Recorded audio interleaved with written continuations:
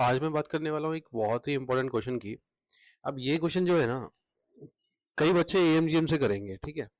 अब होता क्या है कि एएमजीएम है ना, बहुत एक मेसी टाइप का एक चीज़ है, जो कभी-कभी क्वेश्चंस को गलत करा सकता है और तुम्हें पता भी नहीं चलेगा कि तुम्हारा क्वेश्चन गलत हो गया है। तो तुम्हें करना क्या है, ठीक है? सबसे पहले ये क्वेश्चन देखो और क्वेश्चन ट्राई करो, है ना? अपने हिसाब से क्वेश्चन ट्राई करो। अगर तुमको एएमजीएम नहीं लगाना है तो तुम दूसरा ट्राई भी कर सकते हो, दूसरा तरीका भी। लेकिन तुम एएमजीएम ट्राई करोगे तो तुम्हें पता चलेगा कि एएमजीएम की कमियां क्या है ना? एएम और जीएम मेथड जो होता है, AM greater than equal to GM, इसकी कमियां क्या है?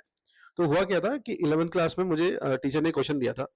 तो क्वेश्चन ये है, find the minimum value of this tan square theta plus cot square theta. इसकी मिनिमम वैल्यू निकालनी थी। तो ठीक है, अब मैंने एएमजीएम पढ़ रखा था, तो मुझे दिख भी रहा था कि भाई टेन थीटा और कॉट थीटा क्या है, एक दूसरे के रेसिप्रोकल है। तो मैंने लगा दिया A M greater than equals to G M. तो यहाँ से हमारे बहुत अच्छा सा आंसर आ गया, tan square theta plus cot square theta by two greater than equal to tan square theta into cot square theta की power one by two. A M G M लगाया और बहुत अच्छे से हमारा आंसर आ गया, which was two, minimum value was to.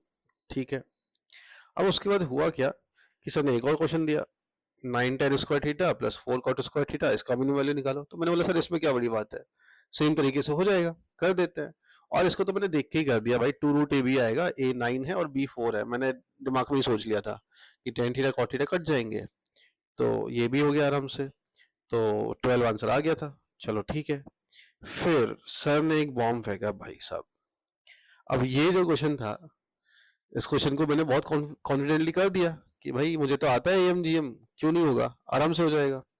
तो क्वेश्चन ये था, find the minimum value of 3 sin square x plus 27 cosec square x. तो जैसे कि मैंने बोला, तुमको ट्राई करना है और बताना है इसका मिनिमम वैल्यू क्या होगा। अब मैंने नया नया एएमजीएम पढ़ा था, नए नए क्वेश्चंस किए थे, आराम से वैसे होने वाला था। तो मैंने लगा दिया A M greater than equal to G M, 3 sin square x plus 27 cosec square x to the whole divided by two greater than equal to ये 3 sin square x into 27 cosec square x की power one by two. भाई मजा आ गया कि ठीक है, यहाँ से आंसर आ ही जाएगा। तो देखा तो आंसर आया 18, है ना? बहुत अच्छा सा आंसर आ गया, 18 मिनिमम वैल्यू आ गया। फिर सर ने बोला कि भाई इसका मिनिमम वैल्यू 18 तो नहीं है, आंसर तो 30 है। मैं शॉक हो गया, भाई ऐसे कैसे हो गया, आज तक तो कोई क्वेश्चन गलत ही नहीं हुआ मेरा एएमजीएम से, ये कैसे गलत हो गया? तब मैंने थोड़ा सा इसके बारे में सोचा, ठीक है? तो ये हमें होमवर्क में मिला था, तो घर पे जाके हमने सोचने का ट्राई किया। फिजिक्स में हमने, क्योंकि हम 11th में थे, तो फिजिक्स में हमने ये मैक्सिमा मिनिमा पढ़ा था उस टाइम पे। तो मैक्सिमा और मिनिमा पढ़ा था, तो मैंने सोचा कि चलो इसको मैक्सिमा मिनिमा से ट्राई करते हैं। तो मैंने एक काम किया, साइन स्क्वायर एक्स को ले लिया टी, पहली बात। और मुझे पता था कि भाई साइन स्क्वायर एक्स वन से बड़ा तो होता नहीं है, और साइन स्क्वायर एक्स है तो वो जीरो से बड़ा होगा, तो टी का रेंज आ गया जीरो से वन, पहली बात ये। तो हमारा जो फंक्शन था वो कन्वर्ट हो गया, किसमें कन्वर्ट हो गया, three T plus 27 by T में। अब मैंने सोचा भाई अब इसकी मैक्सिमम वैल्यू और मिनिमम वैल्यू कैसे निकालूं, वो हमने मैक्सिमम मिनिमम में पढ़ा था कि भाई कुछ डिफरेंशिएट करते हैं और उस तरीके से निकालते हैं। तो मैंने निकाला D Y by D T.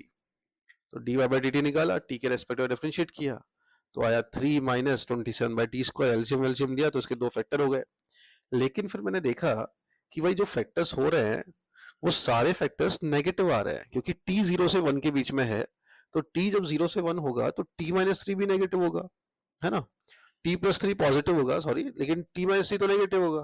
तो ओवरऑल जो D Y by D T आ रहा है डेरिवेटिव, वो ओवरऑल क्या आ रहा है, नेगेटिव आ रहा है ना? D Y by D negative आ रहा है, मतलब अब अगर D Y by D T negative है पूरे टी के लिए, इसका मतलब हमारा फंक्शन डिक्रीजिंग है।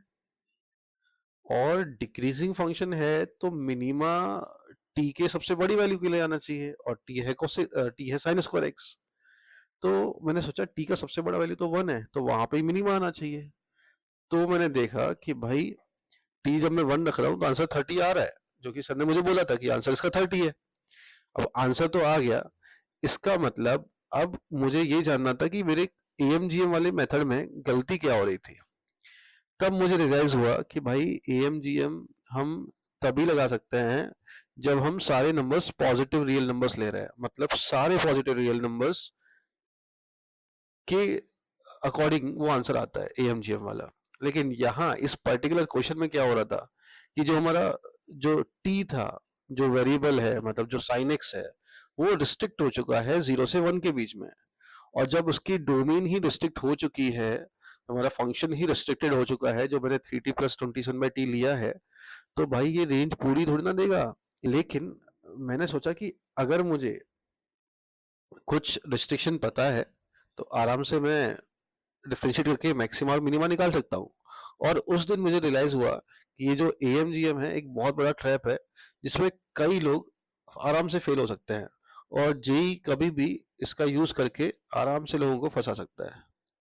तो इस वीडियो में मुझे यही समझाना था कि हमेशा आँख बंद करके एएमजीएम नहीं लगाना है हमें। हमेशा हमें क्या करना है, कुछ इसकी डोमेन और हमें इसकी रिस्ट्रिक्शंस देखनी है, और उसके अकॉर्डिंग हमें एएमजीएम लगाना है। अगर कोई रिस्ट्रिक्शन नहीं है तो खुशी-खुशी हम पॉजिटिव नंबर्स पे एएमजीएम लगा देंगे। लेकिन जैसे ही कोई रिस्ट्रिक्शन आ गया तो be careful with that, right? I hope ये वीडियो अच्छा लगा होगा। Thank you.